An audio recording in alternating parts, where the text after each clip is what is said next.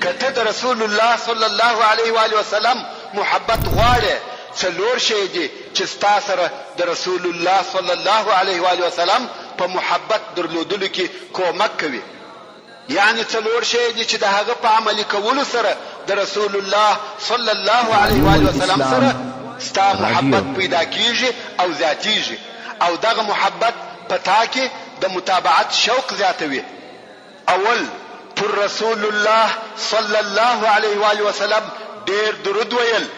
دوهم، د رسول الله صلی الله علیه و آله وسلم د سیرت اوریدل او ویل، په هغه سره پوره ځان خبرول.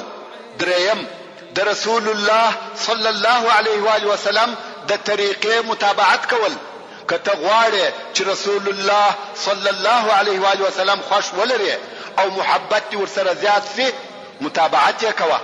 څلورم، د رسول الله صلی الله علیه و آله وسلم د ښار مدینه منورې زیارت، خاصتا د روضه مبارکه. تعلیم الاسلام رادیو.